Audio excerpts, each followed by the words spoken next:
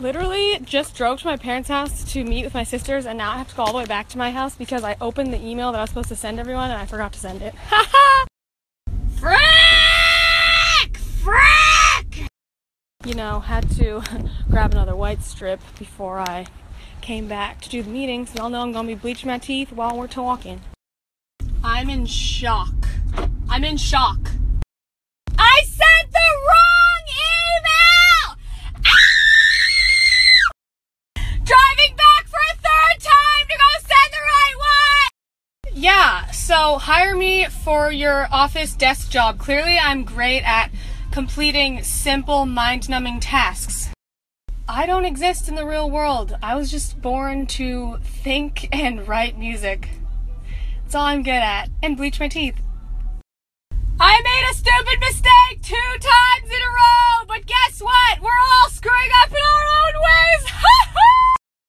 Yeah, I don't really care if I don't look perfect right now, guys, because guess what? This is real life. This is a real person being an idiot.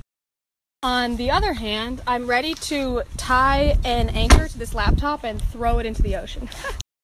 And my dad was being a jerk, so I parked on his lawn.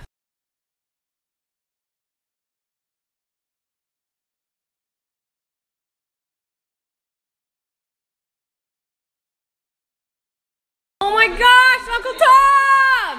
Hi! But it has like for each, like I buy Iris like whole like We send using a 10-digit mobile.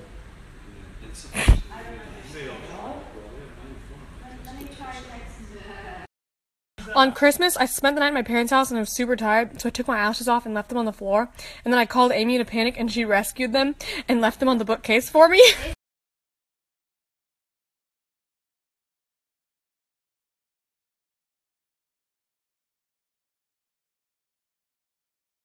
So I'm walking around my neighborhood whitening my teeth, so just ignore that. But anyway, every time I take out my headphones, I just get so deep. So this is what I'm thinking about today.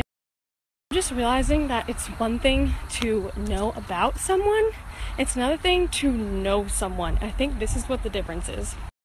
Say that someone's like been depressed or whatever, they've been through heavy stuff and you know about it, like you heard about it, then that's one thing. But then there are the people who don't just know about your deep stuff, but they were there and they experienced it, like you shared it with them in the moment. The people that know about you have just like heard about your life after the fact, but the people who know you are like there when it happened. Does that make sense?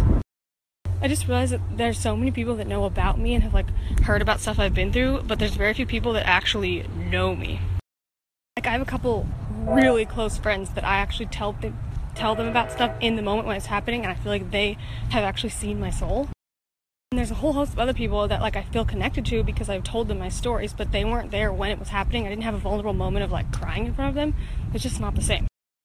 So yeah, you should just think about that. Like, who actually knows you? Who could you go to, not just after something happened, but like while it's happening, and like cry and be vulnerable and be like, holy crap, I'm not okay.